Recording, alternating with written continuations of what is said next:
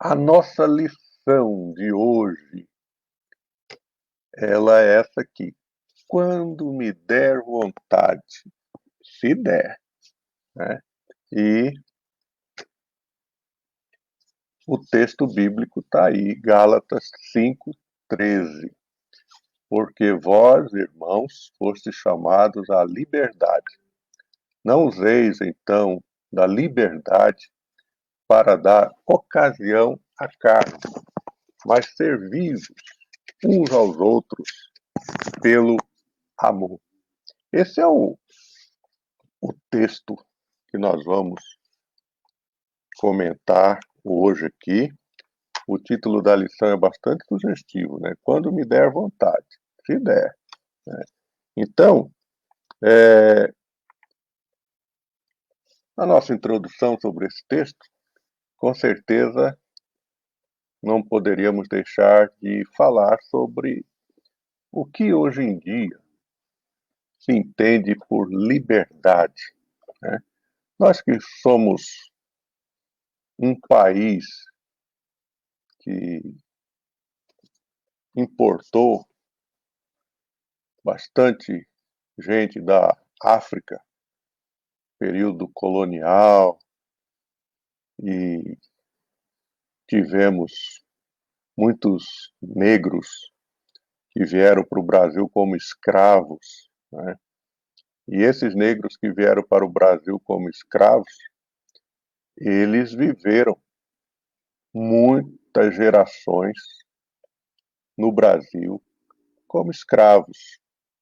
E se você perguntar para um deles o que é liberdade, né, ele vai dizer: olha, é eu não ser mais escravo de ninguém. Se você perguntar para quem nunca passou pelo problema da escravidão por causa da raça, né, como o fato dos negros, vamos pensar em alguém que não tem questão de raça, mas, por exemplo, é um usuário de drogas e ele não consegue abandonar as drogas. Você perguntar para ele o que é liberdade, ele vai dizer: olha, eu sei o que é escravo, então. Eu não consigo largar esta vida. Né? E eu já comentei com os irmãos, alguns anos atrás, que eu estava indo para o meu escritório e, de repente, passou por mim um maltrapilho, mas maltrapilho mesmo, daqueles caras que acho que tinha um ano que ele não tomava banho, cabelão comprido, magro, maltrapilho, e ele passou por mim, eu passei por ele. De repente ele me gritou: ô Manel, um sotaque bem carioca, né? Ô Manel, né? Eu olhei, ele era o maltrapilho. Ô Manel, tá lembrado de mim? Olhei pra cara dele. Ô Manel, Marcão. Olhei, falei: cara, é você mesmo. O que você fez da tua vida? Ele, a droga já tinha consumido tanto ele que ele perdeu a noção das coisas, né? Então, sob receita algum no passado que ele havia falecido, inclusive, que teve briga lá na rua e alguém o matou, né? De repente outro usuário de droga e tal. Mas eu me lembrava daquele jovem que, meus tempos de mocidade, todo sábado estávamos na quadra da igreja jogando pó de salão, e ele é um jovem bonito, universitário, muito bom jogador, todo mundo queria ele no time, né? E de repente ele conheceu o mundo das drogas, e eu me lembro que já naquela época, poucos anos depois, seu falecido pai me chamou e eu fui com ele atrás do filho que estava na rua, né? Eu me lembro uma cena triste de eu pegar junto com o pai dele e colocá-lo à força dentro do carro para levá-lo para casa. Esse menino que depois de tantos anos, décadas, 30 anos, eu encontro na rua maltrapilho. E tempos depois veio a falecer. Se você perguntasse para ele o que é liberdade, né, ele vai dizer, eu sei o que é escravidão. Eu sou, eu sou livre aqui para ir atrás da minha droga, eu sou livre para andar na rua, andar maltrapilho, fazer o que eu quero. Mas, na verdade, eu sou escravo. Escravo do meu vício que destruiu a minha vida, né? Então, quando nos nossos dias alguém diz, vou fazer o que eu quiser, quando eu quiser, é desse modo que anunciamos, às vezes, o nosso conceito de liberdade. O trabalho está lá, à nossa espera, mas não nos sentimos livres para fazê-lo, e sim para não fazê-lo, ou fazer se e quando nos der vontade. Essa, porém, não é a disposição cristã. O texto em estudo nos ensina que fomos libertados para servir e amar. Guarde bem essas duas palavras. Para nós, povo de Deus, liberdade tem a ver com servir e amar. O texto de Gálatas, que está aí na tua frente, aqui no vídeo, ele está dizendo, vós, irmãos, fostes chamados à liberdade. Porém, não useis da liberdade para dar ocasião à carne, mas servimos uns aos outros. Ou como diria uma outra tradução, sede antes servos uns dos outros pelo amor. E aí me vem uma palavra que me remete lá nos meus dias de seminário. Eu tinha um professor de grego que ele era muito engraçado e ele dizia assim: vocês foram chamados para vir para o ministério ou vocês foram assoviados, né? E se você parar para pensar, quem é chamado ou quem é assoviado. E ele dizia: os chamados são Deus que chama, os assoviados é o capeta, né? Ele brincava com isso. Mas a palavra chamado é um ato divino da libertação da escravidão. Isso nos traz à memória o chamado de Deus ao povo que era escravo no Egito. Vamos fazer aqui então uma comparação. Nosso texto aqui, ela nos fala de chamados à liberdade. E para nós entendermos isso, nós temos que dar uma voltinha lá no Velho Testamento, na história do povo de Deus. O povo de Deus passou 400 anos no Egito, 400 anos como escravo, 400 anos de sofrimento, 400 anos de muito choro. E quando Deus os chama para a liberdade, eles atravessam o Mar Vermelho com Moisés, e quando eles já estão no caminho, no deserto, lá do Sinai, eles querem retornar à escravidão. Mas por que eles querem retornar à escravidão? Porque faltava-lhes algo importante, aquela disposição de ouvir Deus, seguir a Deus e abandonar o que para trás ficou. E uma atitude que nós chamamos de fé, olhar para frente e seguir a Deus, seguir esse chamado de Deus. Mas foi isso que aconteceu? Não.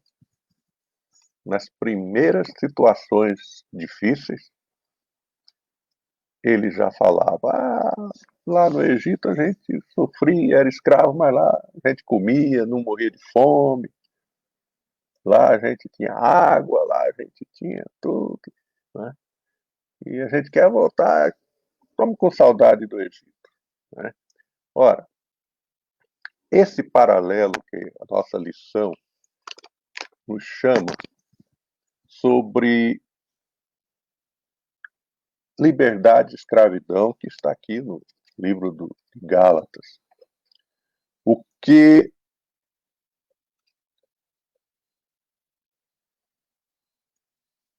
O que tornava a atitude dos cristãos gálatas mais irracional é que eles estavam voltando à vida da qual haviam sido libertos. O chamado de Cristo garantiu-lhes essa liberdade, mas por razões pecaminosas de orgulho e autoconfiança, e também por motivações religiosas torpes, eles estavam voltando à confiança nos rituais e cerimoniais da lei. Por isso, lá no capítulo 4, versículo 10, Paulo vai dizer: guardais dias e meses e tempos e anos. Eles estavam preocupados com aquilo que os judeus falavam, aquilo que a religião judaica pregoava, aquelas tradições todas. E, infelizmente, nos nossos dias, abrindo aqui um parênteses, nos nossos dias, essa questão de guardar dias é algo que está presente aí, né? Muita gente indo para denominações que se preocupam com guarda de sábado, guarda de dias, né? E voltando para a escravidão, na verdade, né? O chamado de Cristo, contudo, é poderoso o bastante para efetivar essa liberdade. O pecador não tem condições de conquistar para si próprio. Como Israel não se salvou do Egito com seus próprios recursos, assim também não podemos ser libertos da escravidão desse mundo se Cristo não nos chamar. Considerando, portanto, que logo em seguida o apóstolo vai alertar contra as obras da carne, seus vícios e pecados, ele nos alerta para que esse benefício da liberdade não seja utilizado com um propósito completamente distante daquilo que Cristo intencionou. Cristo nos libertou das trevas, está lá em Colossenses 1,13. Isto é, do domínio que era exercido sobre nós, porque antes vivíamos segundo o curso deste mundo, segundo o príncipe das potestades do ar, do espírito que agora atua nos filhos da desobediência, entre os quais também nós andamos outrora, segundo as inclinações da nossa carne, fazendo a vontade da carne e dos pensamentos.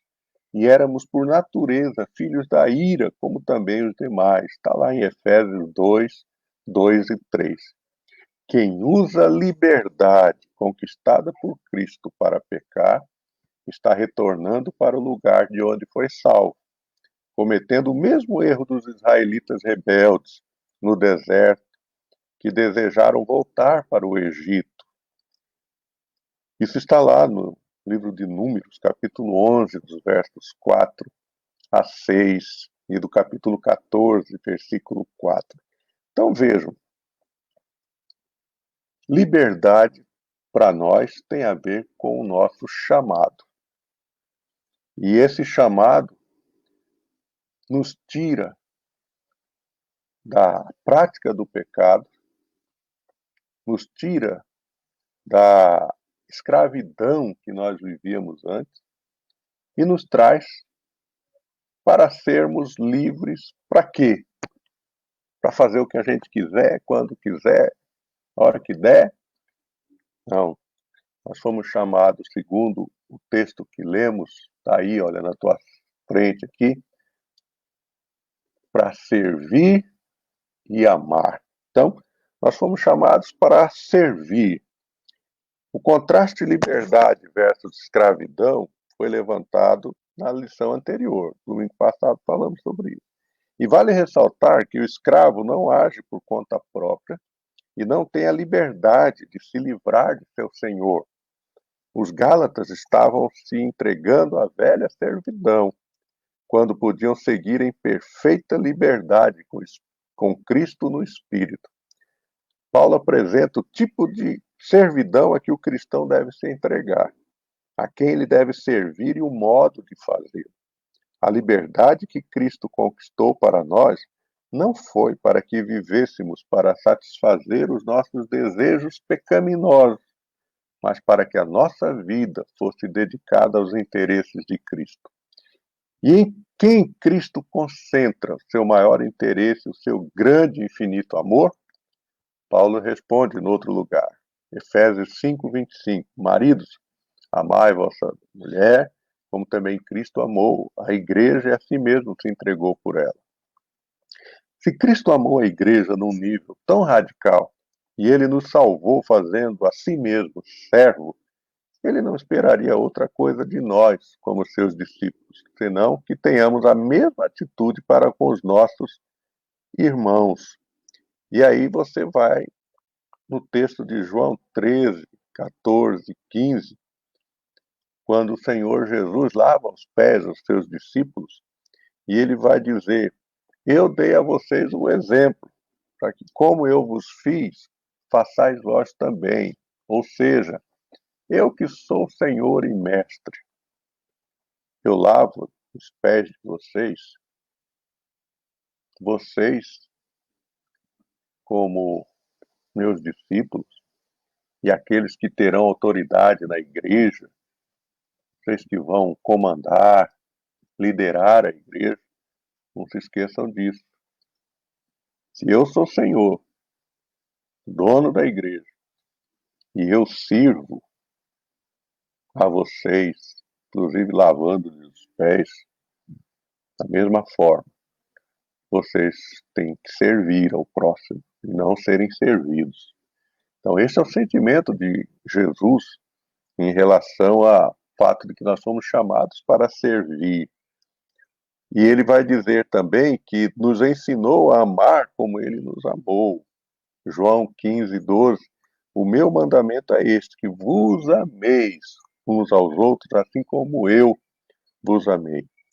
Ora, não é possível compreender o exercício do fruto do Espírito Santo senão no contexto do amor e do serviço de uns para com os outros. Os frutos destacam o caráter do cristão, muito mais que as suas habilidades e talentos. É nas atitudes, no modo de tratar as pessoas, de reagir às pressões, de responder aos contrários, de aproveitar as oportunidades para ajudar ao próximo, que cada cristão revelará o que realmente tem sido desenvolvido em sua vida. Ora, fomos chamados para servir e fomos chamados para amar. Né? Um detalhe importante a respeito do exercício do amor e do fruto do Espírito é a nossa responsabilidade. Paulo destaca no nosso texto base que o serviço que prestamos uns aos outros deve ser realizado pelo amor. O amor, como já está subentendido e como está claro em toda a Escritura, é algo ativo, se prova pela prática. O amor atinge a integralidade do ser humano, seu entendimento, razão, suas emoções e especialmente a sua prática de vida. Portanto, o amor tem tudo a ver com o que fazemos, mais do que com o que sentimos ou dizemos. Temos um exemplo do Senhor Jesus. Ele nos ordena que amemos os nossos inimigos. Mas como poderíamos fazê-lo? Irmãos, amar, nós não podemos pensar num mero sentimento. quando Jesus diz que nós temos que amar os nossos inimigos. Ora, se eu for agir por sentimento, meus inimigos, aqueles que me fazem mal, só vivem falando mal de mim, que é contra minha fé e tudo mais, essas pessoas, se eu for por sentimento, eu vou sempre ter uma certa insatisfação, né? Mas, se nós pensarmos que o amor não é... Jesus não está falando de sentimento, Jesus está falando de prática. O conceito de amor nas Escrituras é bem diferente do conceito romântico de nosso mundo moderno. A Escritura já subentende que o amor é algo que fazemos, não que sentimos somente. Amai os vossos inimigos e orai pelos que vos perseguem. O amor é prático. Mas como operamos? Romanos 12, 20. Se o teu inimigo tiver fome, dá-lhe de comer, se tiver sede, dá-lhe de beber, porque fazendo isto amontoarás brasas vivas sobre a tua cabeça. Nesses exemplos, o amor é uma reação benéfica do crente em favor daquele que lhe quis o mal. Assim também devemos interpretar a nossa liberdade, segundo Paulo diz aos Gálatas, como a oportunidade dada por Deus para viver segundo a sua própria natureza pura e santa e não para voltarmos ao pecado. Bom, a questão do amor. Amar o inimigo, amar as pessoas, isso tudo faz parte do Evangelho de Jesus. Ame a Deus e ame ao teu próximo como a ti mesmo.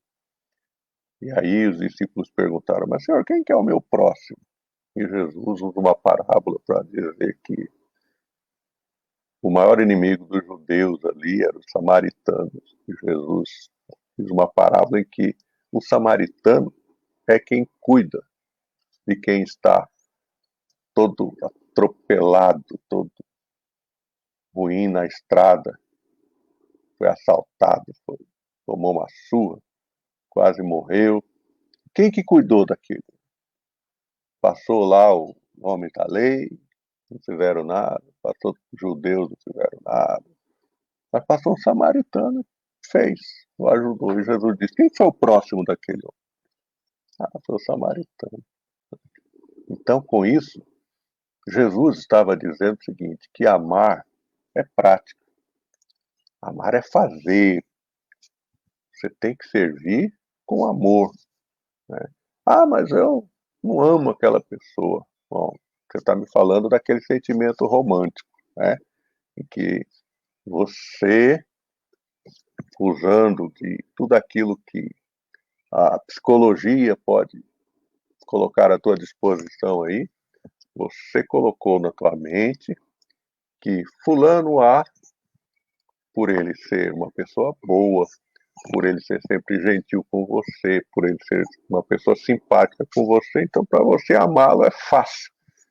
Brota um sentimento de admiração e tudo mais, você o ama. Ah, mas aquele outro que não te ama, que não não tem nenhuma palavra boa com você, aparentemente antipático e tudo mais, como é que você vai amar por sentimento essa pessoa? Né? E eu me recordo, eu acho que eu já contei para vocês também, quando eu era formando já de engenharia, e eu tinha um professor, um paraibano, e era muito meu amigo, eu era, como é que se diz lá, no direito a gente ia falar o bedel, né? Mas na engenharia era o estagiário dele que dava aula para ele lá, algumas na disciplina dele lá no laboratório e tal, cuidando dos alunos e tal. Eu tinha a maior admiração por ele. Mas tinha um cidadão que passava pelo nosso bloco E eu sabia que ele era funcionário. Mas era um cara que ele passava, ele mexia na área de computação, e ele passava assim, ele transmitia uma ideia assim, que ele era o cara e todo mundo ali, o resto era uns manezinhos, né? E eu olhava para aquele cara e me dava um sentimento de ruim, aquele cara. Eu falava, esse cara é antipático, eu não fui com a cara dele. Pois um dia esse meu professor querido, paraibano, quem eu admirava, trabalhava com ele na universidade, ganhava lá meio salário mínimo para dar aula lá. E um dia ele estava lá no restaurante do meu pai, junto com esse outro cara.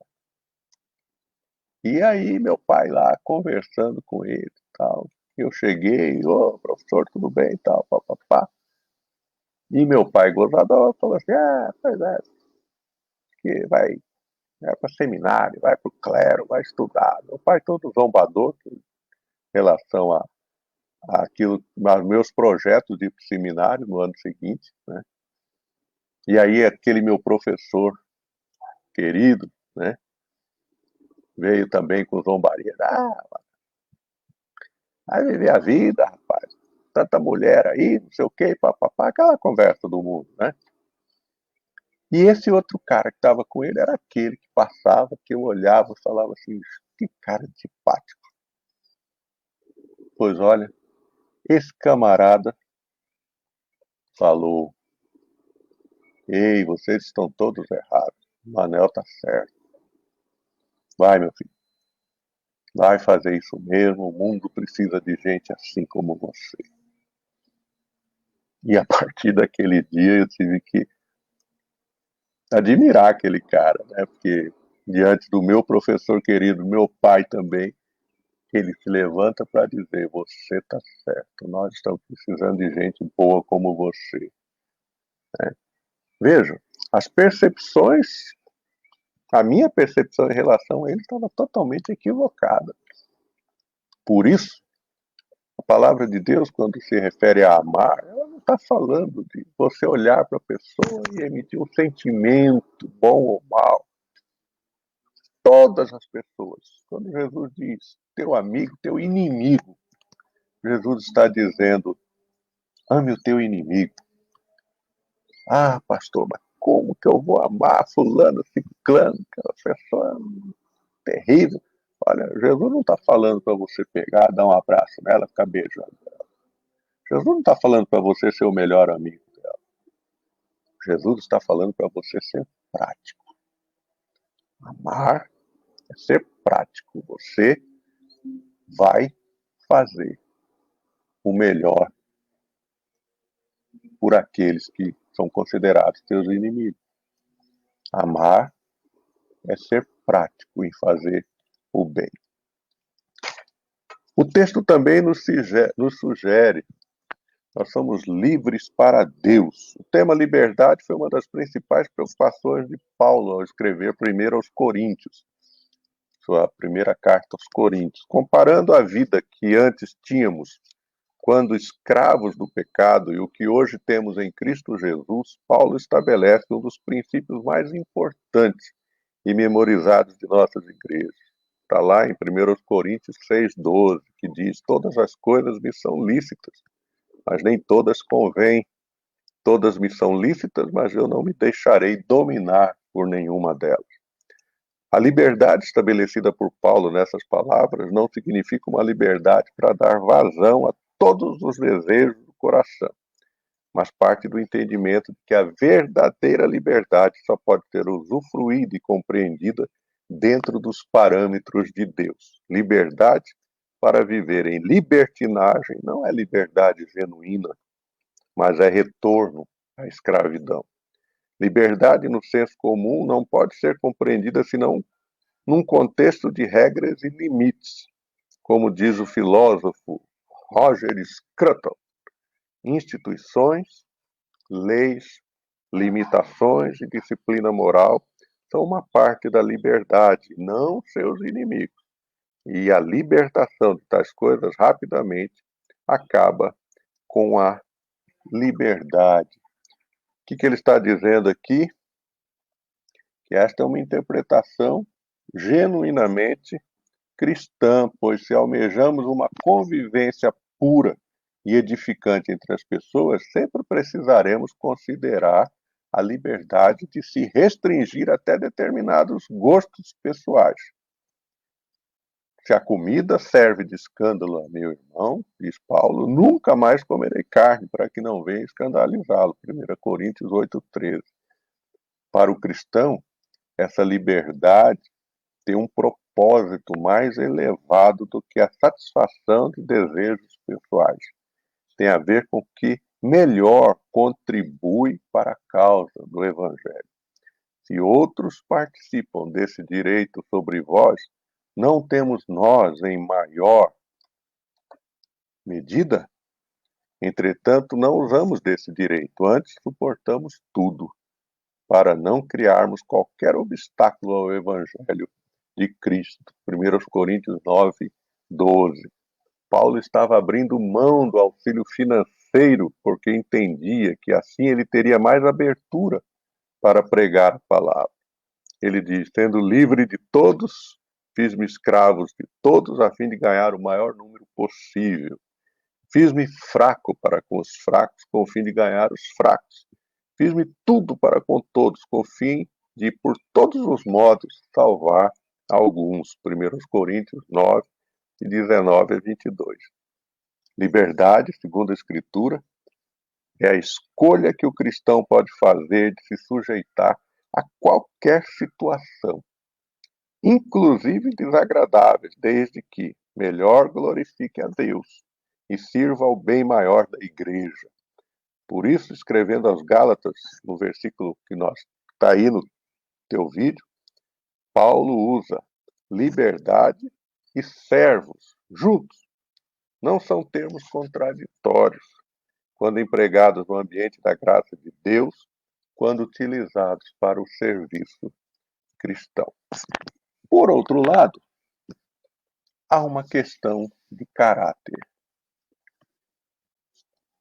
Por fim, assim como o amor foi interpretado acima, também devemos entender o fruto do Espírito no que se refere à nossa responsabilidade. Conquanto o fruto seja proveniente do Espírito Santo, ele não é executado pelo Espírito Santo, é o cristão quem os executa. Reconhecemos que o Espírito Santo é quem fornece toda a plataforma para uma vida cristã frutífera, por meio de suas ações de salvação, transformação, regeneração e santificação. Seguindo a explicação de João Calvino, o Espírito Santo prepara para que os frutos apareçam. É ele, diz, que nos purifica de toda impureza, consagra-nos, fazendo de nós templos de Deus e nos adorna de tal maneira com a santidade que somos feitos moradas de Deus. É ele que, derramando-se sobre nós, faz-nos férteis para produzirmos frutos de justiça. Está lá nas Institutas da Religião Cristã, escrito por Calvino. Porém, não podemos atribuir ao Espírito a responsabilidade de desenvolver a fé que Deus nos atribuiu para que nós desenvolvêssemos. Isso é uma questão de caráter. Do mesmo modo que quando cometemos os pecados das obras da carne, o fazemos porque queremos. E vamos expor mais sobre eles na próxima lição, domingo que vem. Assim também, para desenvolver o fruto do Espírito, precisamos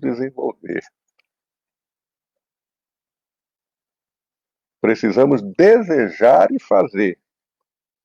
Amor, alegria, paz, longanimidade, benignidade, bondade, fidelidade, mansidão, domínio próprio, são virtudes próprias da natureza divina. Deus nos criou para termos todas elas, porém, o pecado manchou de tal maneira o nosso caráter que essas virtudes quase se extinguiram. Mesmo ainda carregando a imagem de Deus, não há quem faça o bem, diz Paulo em Romanos 3, 12. Devido a isso, quando o Espírito promove o novo nascimento, ele nos habilita de sua própria pureza, com nova mente, novas disposições, novos desejos, Essa nova criação, que está lá em 2 Coríntios 5,17, nos habilita a cumprirmos sua vontade para vivermos em santidade, em honra a Deus e serviço ao próximo. Concluindo, Israel viveu sob servidão do Egito durante 400 anos. Foram castigados e oprimidos, não apenas em duros trabalhos físicos, mas sua consciência estava escravizada pela idolatria e crueldade de seus superiores. Deus amou o seu povo e o libertou. Lhe deu novas leis e o ensinou a viver com liberdade e em demonstração de amor pelo próximo, a fim de que amassem do mesmo modo como haviam sido amados. Não deveriam servir a Deus e ao próximo se e quando lhes desse vontade, mas sempre. A lei de Deus, tudo aquilo que a partir de Moisés Deus coloca para o povo, é porque a liberdade do povo estava no fato de que eles olhavam para trás e viam a escravidão do Egito. A liberdade que eles tinham agora era a liberdade para servir a Deus, para amar a Deus, para amar o seu próximo. Quando lá na lei de Moisés dizia assim, olho por olho, dente por dente, se você matar teu irmão, você vai perder tua vida. O que ele estava dizendo com isso? Olha, pense bem, você é livre para servir e amar a Deus e ao teu próximo. O dia que você tentar contra a vida do teu próximo, você vai perder a tua. Então, use a liberdade que Deus lhe deu da melhor forma possível. E assim, todas as demais normas que foram colocadas eram um balizador para que o povo de Deus que saiu da escravidão do Egito pudesse usufruir a liberdade. Mas essa liberdade não significava, então, que eles iam fazer o que quisessem. Aliás, eles fizeram tudo o que queriam. Por quê? Porque usaram daquele conceito de que nós somos livres, nós fazemos o que queremos, quando a gente quiser, quando der. E, de repente, abandonaram a Deus e viveram numa idolatria, começaram a adorar outros deuses e a coisa ficou feia. Então, queridos, nós hoje somos chamados à liberdade. Cuidado para que você não procure apenas satisfazer seus desejos, mas ore e peça a Deus que lhe mostre as oportunidades e a maneira melhor de servir ao seu próximo. Trabalhe para desenvolver um amor prático aos irmãos. Não empurre serviço para os outros. Você foi liberto para servir e para amar. Deus abençoe a tua vida. Amém?